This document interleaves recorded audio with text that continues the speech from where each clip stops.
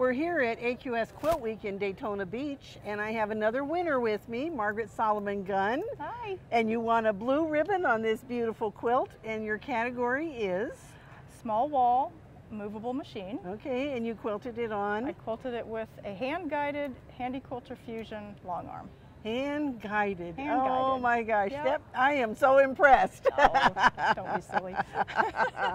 Well, all right, so tell us, first of all, you used Radiance fabric. This is Silk Radiance. Yes, exactly. but you know, as I walked by this the first time, all of these colors of threads just give a shadow to this quilt that's amazing. Well, I think that's, that's one way you can do a whole cloth. You can do them with a matching thread, but then you lose a little bit of the playfulness of it. It becomes much more of a traditional piece. And when I started this one, I knew, this green is a very non-traditional, maybe a little avant-garde color choice, but I like green. Right. And so I chose colors of thread that would show on it. Most importantly, the black, which was a bit daring. That was, for me, I was a little intimidated. The black is where? There's black thread here. Okay. All of this stitching is done with black, the middle. Some of it's much finer thread, so it doesn't show quite as much. But when the heavier thread is used, the black is very contrasting with the green background. Yes. At first I thought that you dyed some sections of the fabric, and it's all done with thread. It is all done with thread. It is very, very dense. These fills are stitched fairly densely, even though it's a very fine thread. These are stitched immensely densely with, say that 3 times. Yes. With going over it a couple of times to get it a deeper and deeper blue. Well, and you're well known for teaching grid quilting, and some of the grid quilting on this quilt is amazing. I particularly love this one. So this begins with, I want to say, a 1/2 inch marked grid, and it's more or less, this OG shape. Yes. And then you fill it. And then you fill it, exactly. I don't actually think I have this in my book. It was one that has been created since then, but and that's one of the things that's great about these patterns is you want to put something on a competition piece that you haven't seen other people do. It's similar to the onion peel pattern that a lot of quilters use, but it's different. Well, and I think too, the way you've used straight line quilting with curved quilting just really leads your eye all over this quilt. Yeah, that's one of those things you have to do. You have to play with pattern. You have to take the curves, and if you place the linear patterns beside them, then they're both going to show that much more evidently. And the scale too, where you change the scale. Exactly, exactly. So we have, the round pebbling or the feathers that are curvy with a very, very tight matchstick herringbone pattern. It makes both patterns show. The background design, which has the herringbone, is done in a super fine thread, so I really just want that to recede to the background, see it as texture and as a color. But then these other patterns become so much more evident. Right. Now the stipple, sure, that's a little bit on the more mundane side, but I think it allows you to see the color and the other designs that are around it. Well, the other thing is your scale leads your eye all over this thing. Yeah. It's beautiful. Thank you. And so people always want to know, how long did it take?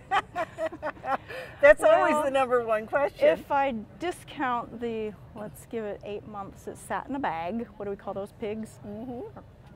Projects in bags or something, but I don't know exactly. I honest to goodness probably spent 2 solid weeks of my life doing the binding.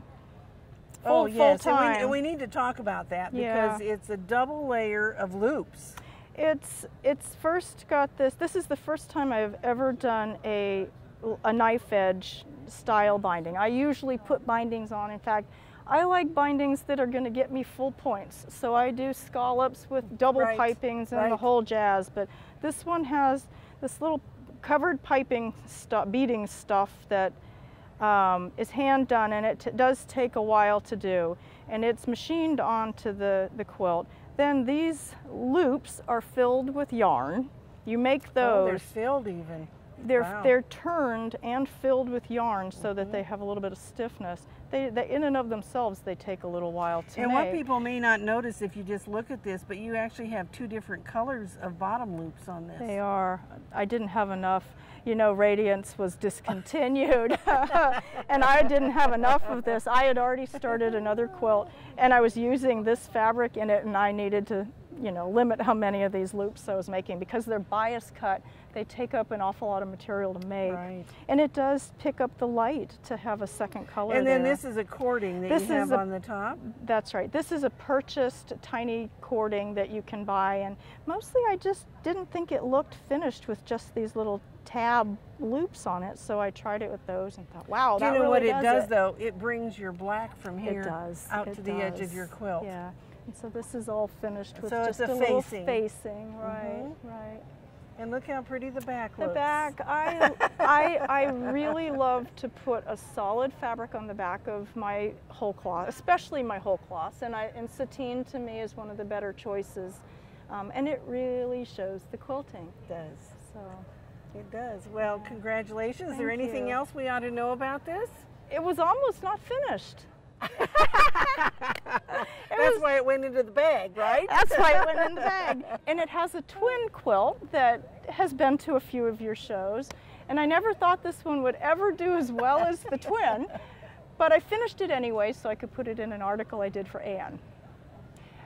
Turns out it's done better than the other one. And, well, and do you know what? I think it's because it's a little bit unique, and it's not just one solid whole cloth quilt. Exactly. And it shows up the design a whole lot better than a solid color would. Anybody who quilts whole cloths or who quilts with contrasting thread can appreciate the daring choice of black thread. And you know, maybe that, you know, goes through the judge's mind, who knows. She's crazy, she got a bit crazy. Oh, well, it's a beautiful quilt and well deserving of your blue ribbon. Thank you. And we hope that you'll look at entering the AQS Quilt Contest, because you never know when your quilt might be hanging right here at the show.